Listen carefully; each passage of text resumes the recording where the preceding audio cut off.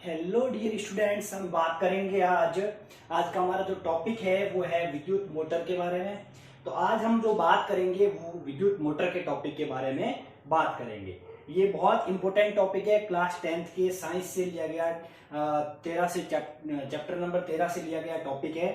इसके बारे में ज़्यादातर स्टूडेंट्स यही सोचते हैं कि बड़ा क्वेश्चन पूछा जाएगा, छोटे पूछे नहीं जाएंगे, लेकिन कई बार इसमें से छोटे क्वेश्चन भी पूछे जाते हैं। तो हम जानेंगे कि इसमें से छोटे क्वेश्चन कैसे पूछे जाते हैं। तो आज के अपने YouTube चैनल पर आप सभी का स्वागत है। मैं छगन प्रजापत साइंस से रिलेटेड जो टॉपिक करवा रहा हूं, आप ध्यान से इनको पढ़िए।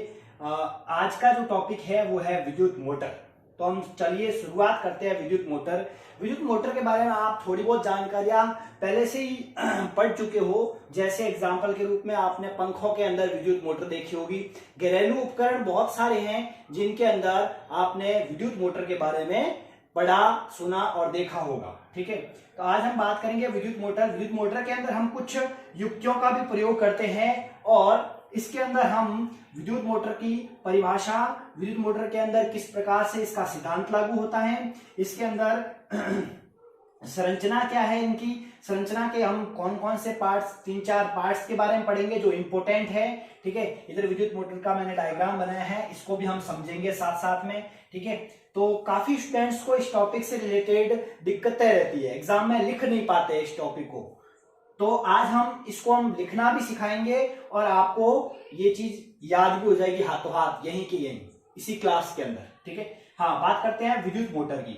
विद्युत मोटर एक ऐसी युक्ति है जो विद्युत ऊर्जा को यांत्रिक ऊर्जा में बदलती है। मतलब विद्युत ऊर्जा को यांत्रिक ऊर्जा में बदलेगी। किस में बदलेगी? यांत्रिक ऊर्जा के अंदर विद्युत मोटर बदलेगी। तो विद्युत मोटर के अंदर जो विद्युत ऊर्जा, जैसे हम पंखे को विद्युत ऊर्जा देते हैं तो जो पंखे वाला यंत्र है वो घूमता है, यांत्रिक ऊर्जा उसको मिलती है। ठीक है, तो इसी प्रकार से हम विद्युत ऊर्जा से यांत्रिक ऊर्जा में कन्वर्ट करने वाली चीज के बारे में पढ़ रहे हैं। एग्जाम में ऐसे क्वेश्चन पूछा जाता है कि विद्युत मोटर निम्न में से किस प्रकार की युक्ति है या किस प्रकार का यंत्र है। ठीक है, तो आपको ध्यान रखना, विद्युत मोटर विद्युत ऊर्जा को यांत्रिक ऊर्जा में बदलने वाली एक युक्ति है।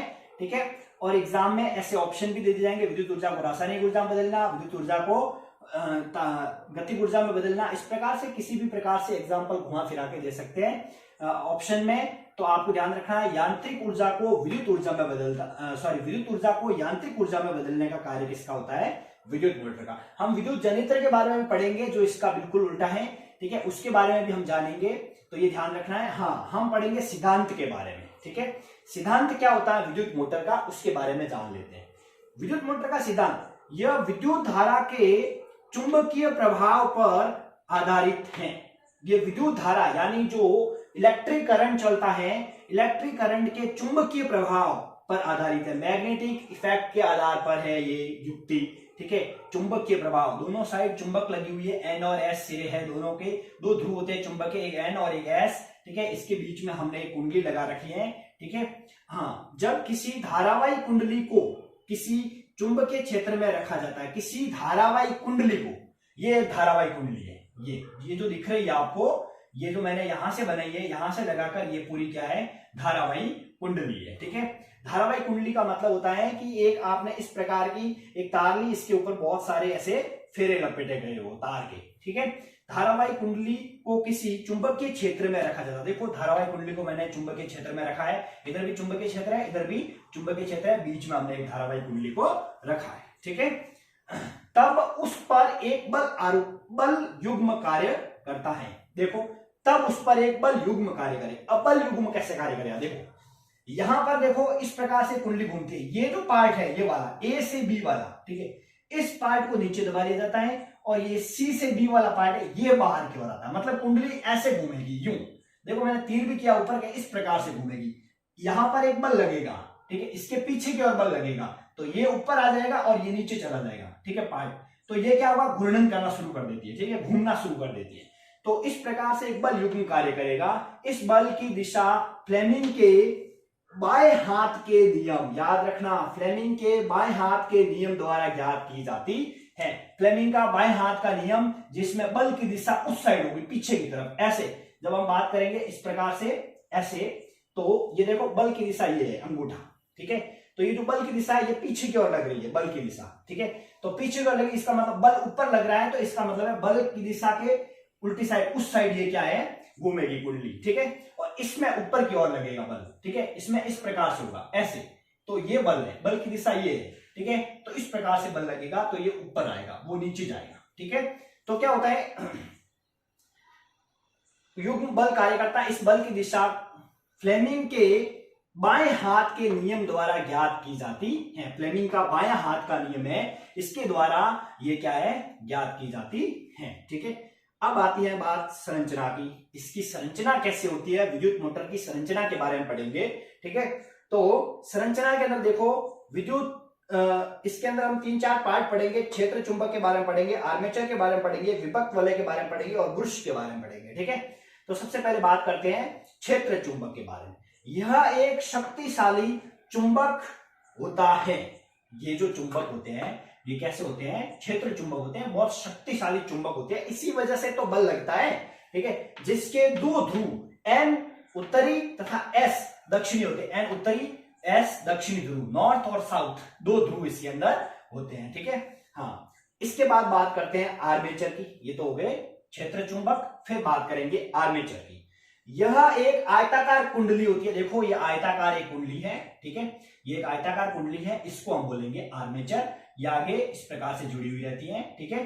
तो देखिए, जिसमें तांबे के तार के बहुत अधिक फेरे होते हैं। इस कुंडली के ऊपर क्या है, तांबे के तार के ऐसे फेरे लपेटे हुए रहते हैं। यह नर्म लोहे के क्रोड, नर्म लोहे के क्रोड, नर्म लोहे के क्रोड पर तार को लपेट कर बनाई जाती है। किस पर? फिर हम बात करते हैं विभक्त वलय की। विभक्त वलय क्या होता है?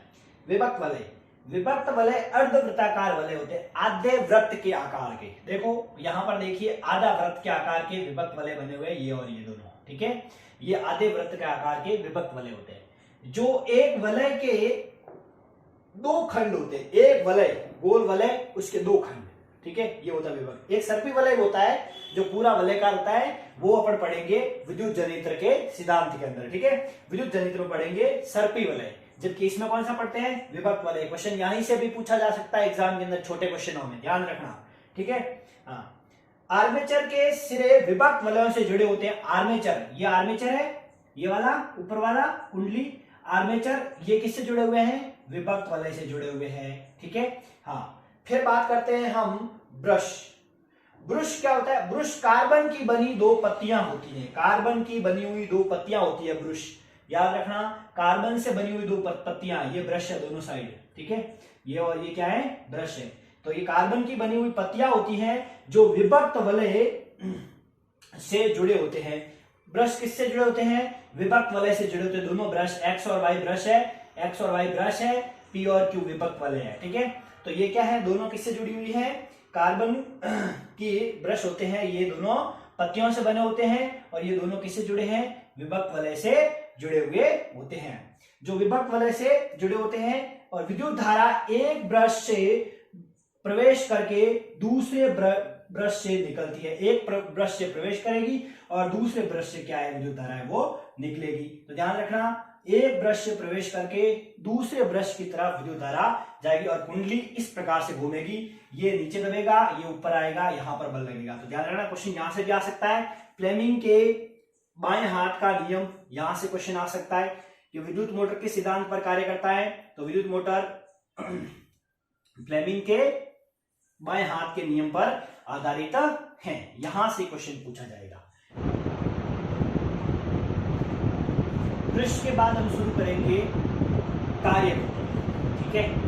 विद्युत मोटर की कार्यविधि किस प्रकार की होती है उसके बारे में बात, मतलब ये काम कैसे करती है उसके बारे में बात करेंगे। जब हम कार्यविधि की बात करते हैं तो आपको ये सबसे पहले पता होना चाहिए कि हम इसमें कौन कौन से युक्तियां काम में ले रहे हैं। तो आपने युक्तियों के बारे में भी पढ़ा, आर्मेचर के बारे में पढ़ा, ब्रश के बारे में पढ़ा, विभक्त वलय के बारे में पढ़ा, ये सब चीजें आपने अभी पढ़ी।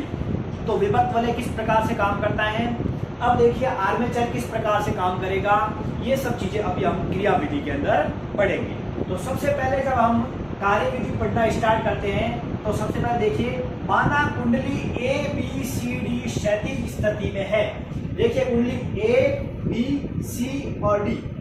क्षैतिज स्थिति का मतलब है इस प्रकार से, है ना, जैसे एक तो ऐसे है और यहाँ चुंबक है, यहाँ चुंबक है, तो ये तो होगी क्षैतिज। एक ऐसे कुंडली को रख दिया, यहाँ चुंबक है, यहाँ चुंबक है, ये होगी ऊर्ध्वाधर। ठीक है, ऐसे और ऐसे, तो ये कैसे है, इस प्रकार से क्षैतिज में। ठीक है, तो ए बी सी डी 4 इसके अंदर हमने कोने दे दिए हैं, जिसके अंदर हम बात करेंगे क्षैतिज स्थिति में जब कुंजी को दबाया जाता है, कुंजी जब ऑन करी जाती है कुंजी, ठीक है, तब धारा पृष्ठ एक्स से प्रवेश करके, ये है पृष्ठ एक्स, यहाँ पर ये देखो, यहाँ है पृष्ठ एक्स, यहाँ से धारा प्रवाहित होगी अंदर की ओर जाएगी। ठीक है, प्रवेश करके वाई से वापस आ जाती है, वाई से वापस आ जाती है, धारा यहाँ से घूमते हुए वाई से क्या है, वापस बाहर आ जाती है। ठीक है, फ्लेमिंग के बाएं हाथ के नियम के अनुसार, फ्लेमिंग का जो बाएं हाथ का नियम है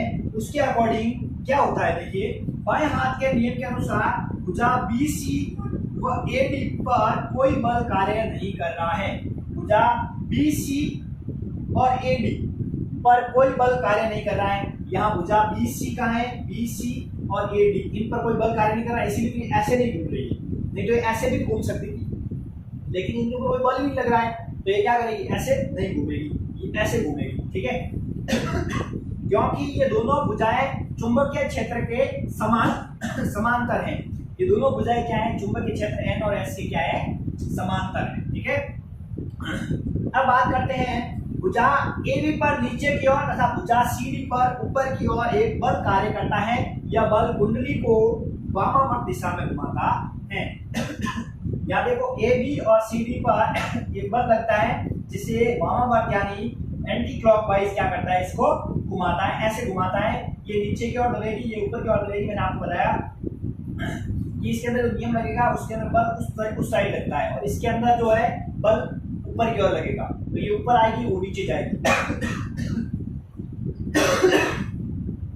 जब कुंडली आधे चक्कर को पूरा कर देती है, जब कुंडली आधे चक्कर को पूरा करती है, मतलब ये घूर्णन आधा हो जाता है, जब CD इस दिशा में आ जाए और AB उस दिशा में चला जाए, आधे घूर्णन को पूरा कर लेती है, आधे चक्कर को पूरा कर लेती है, तब विभक्त वलय अपना स्थान बदल देते हैं। ये जो विभक्त वलय लगे होते हैं, ये क्या है, अपना आधा स्थान है वो बदल लेते हैं, मतलब ये स्थान बदल जाएगा, Q इधर आ जाएगा, P उधर चला जाएगा।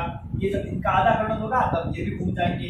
ठीक है, बदल लेते हैं। अब भुजा CD पर नीचे की और तथा AB पर ऊपर की ओर एक बल कार्य करेगा। अब CD पर नीचे की ओर बल कार्य करेगा और AB पर क्या करेगा, ऊपर की ओर बल कार्य करेगा। यहाँ आ जाएगा AB, इधर आ जाएगा CD नीचे की ओर जाएगा, AB ऊपर की ओर आएगा, वापस बल लगना शुरू हो जाएगा। नीचे की ओर कार्य करता है कि कुंडली सदैव, इससे पता चलता है कि कुंडली सदैव वामावर्त दिशा यानी एंटी क्लॉकवाइज घूमती है। ठीक है, ये हमेशा एंटी क्लॉकवाइज ऐसे घूमती है। ठीक है, एंटी क्लॉकवाइज घूमती रहती हैं। उपयोग इसके याद रखना, आटे चक्की के अंदर, गाड़ियों में, मिक्सर में, पंखे में, घरेलू उपकरण वगैरह, ये सब। चैनल को सब्सक्राइब करना, लाइक करना, कमेंट्स करना। आपको ये अच्छा लगे तो और वीडियोस बनाऊंगा मैं आपके लिए। ठीक है, और इस चैनल में आपका, ज्ञानशाला में आपका बहुत बहुत धन्यवाद।